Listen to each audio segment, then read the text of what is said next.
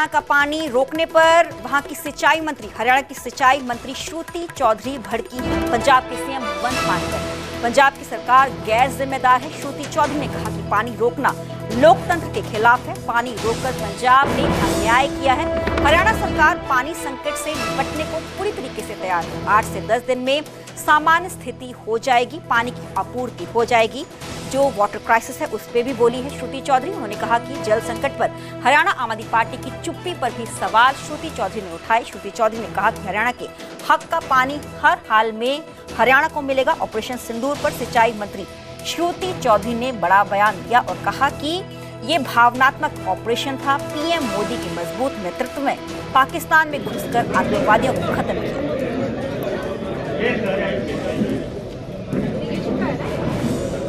ये रहा कि भाखड़ा का जो पानी है, जो हमारे हिस्से का जो था, जो बीबीएमबी निर्धारित करता है स्टेट को कि कितना पानी कहाँ जाएगा।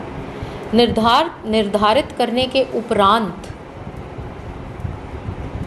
पंजाब नहीं मैं कहूँगी, भगवंत मान जी ने, आम आदमी पार्टी की जो सरकार है, एक बेहद गैर जिम्मेवार सरकार है और उन्होंने ये काम किया, एक लोकतंत्र व्यवस्था को ख़राब करने का काम किया, जहाँ पे सारी की सारी स्टेट्स शेयर करती हैं पानी।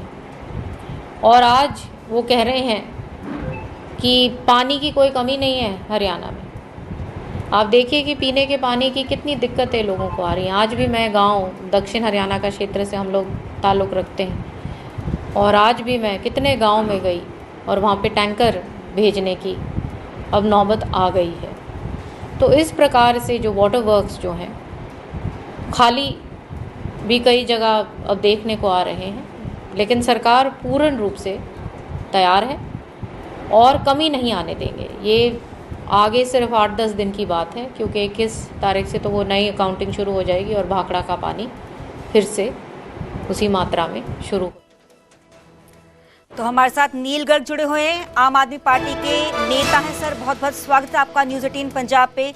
हरियाणा की सिंचाई मंत्री ने कहा कि पंजाब की सरकार गैर जिम्मेवार है। सीएम भगवंत मान लोकतांत्रिक व्यवस्था को खराब करने का काम उनकी तरफ से किया गया।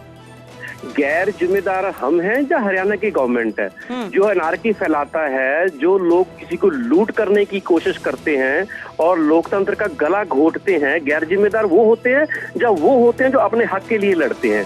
हरियाणा दादागिरी दिखा रहा है। हरियाणा को पता है कि उनका 2987 MF पानी का हिस्सा बनता था, जो 21 मई तक बनता था, जो उन्होंने 3093 जो है सिर्फ 31 मार्च तक यूज कर लिया, यानी कि अपने हिस्से से भी ज्यादा यूज करने के बाद ये दादागिरी दिखा रहे हैं, हमारा पानी लूटने की कोशिश कर रहे हैं।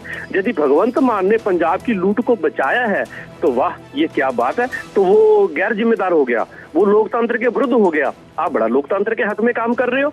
जिस तरीके से रात में आप मीटिंगें करवाते हो बीबीएमबी की, जिस तरीके से केंद्र प्रेशर कर रहा है, जिस तरीके से हरियाणा की बीजेपी सरकार प्रेशर कर रही है, क्या वो सही है? और सबसे बड़ी बात तो ये है, ये केवल हमारा पंजाब का पानी नहीं लूट रहे हैं। आज एक बड़े पंजाब के अखबार में न्यूज छपी है, तथ्यों के आधार पर छपी है कि 2010 से लेके 2023 तक जितना भी रिपेयर के ऊपर खर्च हुआ बीबीएमबी के ऊपर, जिसमें से पंजाब को सिर्फ 60% देना था, 40% हरियाणा और राजस्थान को देना था, वो पूरा की पूरा पंजाब के जिम्मे लगा दिया। यानी कि हमारी आर्थिक लूट भी और हमारे पानियों की लूट भी। जी, तो ऑडिट भी करवाया जाएगा पंजाब सरकार की तरफ से? बिल्कुल बिल्कुल, भगवंत मान साहब ने बोला है, बिल्कुल ऑडिट करवाएंगे। जो दोषी पाए जिनको सजा भी देंगे उन लोगों को। ये दादागिरी, ये लूट अब नहीं चलेगी। जी, चलिए, बहुत बहुत शुक्रिया। नील गर्ग आम आदमी पार्टी के नेता हमारे साथ जुड़े। हालांकि उनकी तरफ से इस बात का जिक्र किया गया कि अपने हक का जो पानी है ऑलरेडी हरियाणा की तरफ से इस्तेमाल किया जा चुका है, पर अब हरियाणा दादागिरी दिखा रहा है।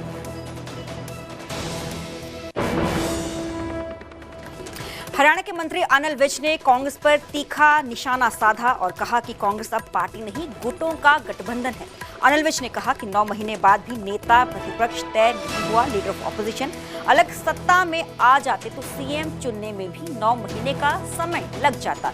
विज ने कहा कि बाई चांस सरकार मिलती तो अफरा तफरी मच जाती। अंबाला एयरपोर्ट पर भी अनिल विज ने कहा कि अंबाला एयरपोर्ट बिल्कुल तैयार है, सीएम तय करेंगे कब इसका उद्घाटन करना है। न्यूज़ 18 पर विज ने 2029 चुनावी दावा भी किया। 2029 में भाजपा सरकार फिर से बनेगी। अनिल विज ने यह दावा किया। कांग्रेस का कोई भी भविष्य, कोई भी फ्यूचर नहीं।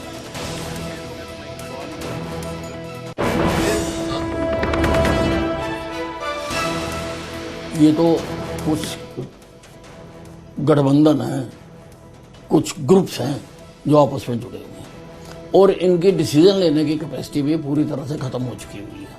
आप ये देखिए, ये तो जो विपक्ष में आए 9 महीने से ये अपना विपक्ष का नेता नहीं चुन पा रहे। वैसे तो होना नहीं था। मैंने तो पहले दिन से कहा कि हमारी सरकार आएगी। जब सब सर्वे भी हमारे खिलाफ आ रहे थे तब भी मैंने कहा, डंके की चोट पर कहा कि हमारी सरकार आएगी, क्योंकि मैं जनता में रहता हूँ। मुझे पता है जनता की सोच क्या है, मुझे जनता क्या सोचती है, क्या करने वाली है, मुझे मालूम होता है। मैं तो कहता रहा। लेकिन मान लो एक क्षण के लिए कि अगर कांग्रेस की सरकार आ जाती तो 9 महीने मुख्यमंत्री तय ना कर पाते।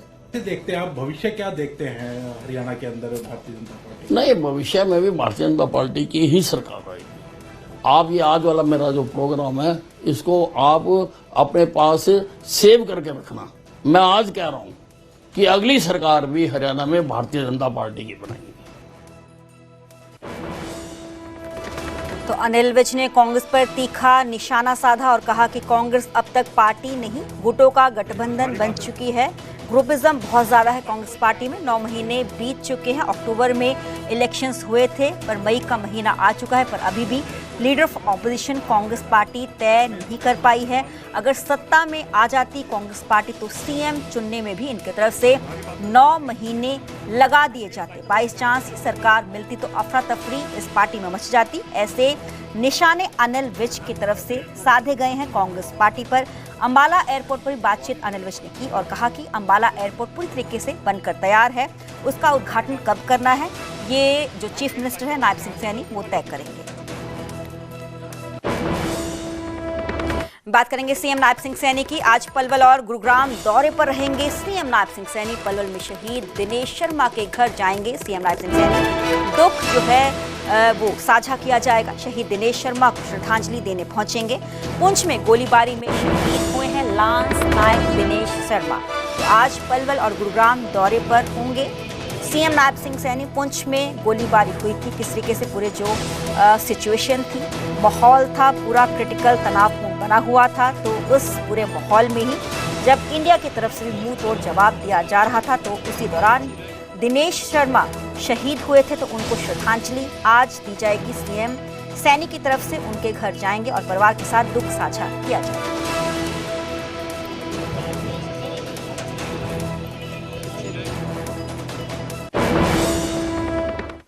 गुरुग्राम में जल भराव की समस्या पर कैबिनेट मंत्री का एक बड़ा दावा सामने आया है। राव नरबीर ने जल भराव की समस्या पर एक बड़ा बयान देते हुए कहा कि गुरुग्राम में जल भराव नहीं होगा, यानी कि वाटर लॉगिंग नहीं होगी। नगर निगम ने सभी ड्रेन्स को साफ कर दिया है। जल भराव की समस्या हल हम कर रहे हैं। राव नरबीर ने कहा कि बता दें कि हम हर बारिश में नरसिंहपुर जल भराव के तालाब का रूप धारण कर लेता है और दिल्ली जयपुर हाईवे जल भराव की चपेट में आता है, जिसको लेकर प्रशासन, एडमिनिस्ट्रेशन और निगम काम करने का दावा कर रहा है। राव नरबीर ने कहा कि 24 मई को खुद मौके का अवलोकन करेंगे और उसके बाद ही लगातार इस पर काम किया जाए। मैं ये कह सकता हूं कि आम गुड़गांव के नागरिक को अब गुड़गांव पे सभी ड्रेनों का काम चलता हुआ आपको दिखाई देगा। मैंने पिछले दिनों मीटिंग ली और मेरे पास रोज व्हाट्सएप पे आते हैं कि ये नाला साफ